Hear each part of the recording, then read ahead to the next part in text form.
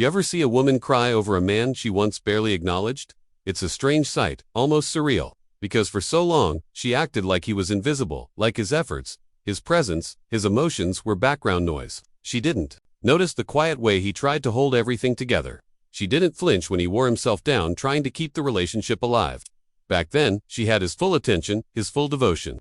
He was the one sending long messages, trying to fix what she never seemed invested in. He was the one staying up all night, fighting to salvage something that felt one-sided. He begged for conversation, not out of weakness, but out of a desire to rebuild. He apologized for things he didn't even do, just to smooth things over. He kept giving, hoping she'd eventually meet him halfway. But she never did, and while he faded slowly, emotionally bleeding out behind closed doors, she stayed cold, distant, UMBOTHERED. Thought then, something changed. He stopped texting, stopped calling, stopped showing up in the ways she had grown used to, and just like that, she started to unravel. But not because she lost a man, at least not in the way people think. She began to spiral because she lost the one thing she never expected to lose: control. Emotional control over a man who had once revolved his world around her. The certainty of knowing he was always just one text away, gone. The comfort of knowing he would always try, gone. And that loss hit her harder than she ever imagined. Because it was never just about love, it was about power. And when a woman loses power over a man who truly cared, that's when the tears come. Not for him, but for the version of herself that no longer has him under her influence. She's not crying because she misses him. She's crying because she no longer has the upper hand. That subtle emotional leverage she once held over him, it's gone. See, when he used to say, "I love you," she didn't reject it, but she didn't appreciate it either. She rolled her eyes, brushed it off, not because the words meant nothing, but because she believed she had him locked in. His love was certain, his loyalty was unquestioned, and when something is certain, it becomes background noise. She didn't think twice when he was constantly there, pouring into her with patience, with affection, with forgiveness. She could push him away, and he'd come back. She could ignore his efforts, and he'd double them. To her, his love was unconditional, maybe even naive. That kind of devotion doesn't trigger urgency, it breeds entitlement. She got comfortable knowing he was always going to show up, no matter how little she gave in return.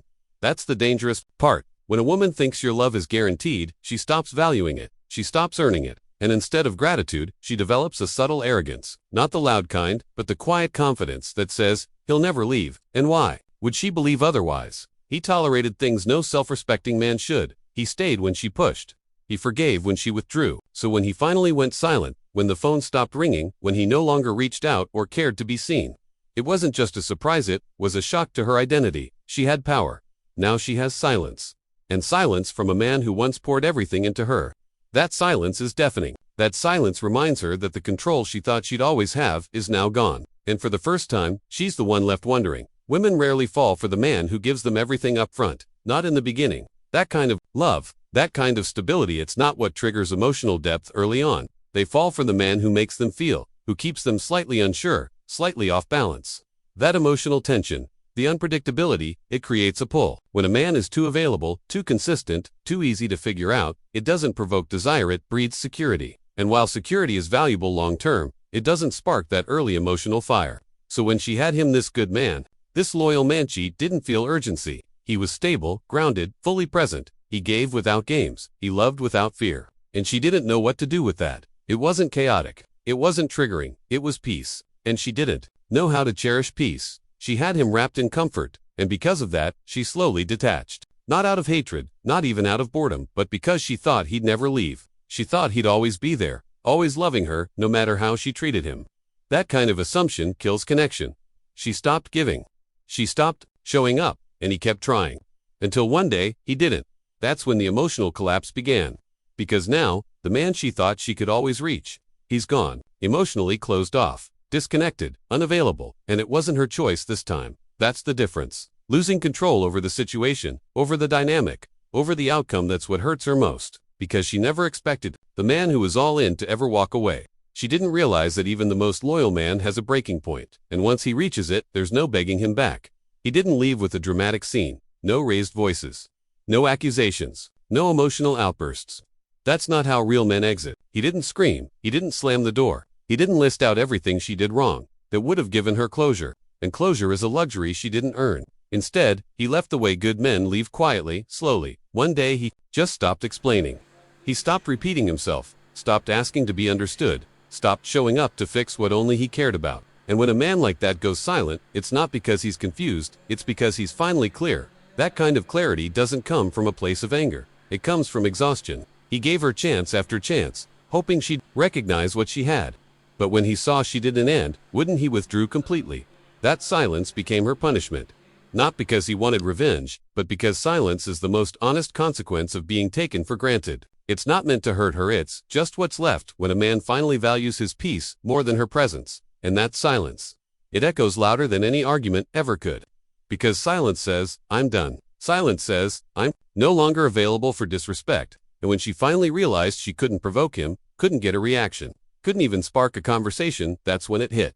That's when her world shifted, because silence means she's no longer the center of his emotional world. She's just noise in a chapter he's already closed. That realization, losing her grip on the one man who stayed through everything, that's what shakes her. Not his absence, but the fact that he's finally at peace without her. And she never saw that coming. She's not mourning the man. She's mourning the influence she had over him. The control she once held. The emotional grip she used to carry, it's gone. That man who used to light up when she walked in the room. Who used to bend his boundaries just to make her smile. Who used to fight for her even when she stopped fighting for him. That version of him doesn't exist anymore. He evolved, and in his evolution, she became irrelevant. That's the part that stings.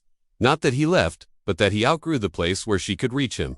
She used to be the center of his universe. Now she's just a memory in a story. He no longer reads, and no woman forgets that kind of shift.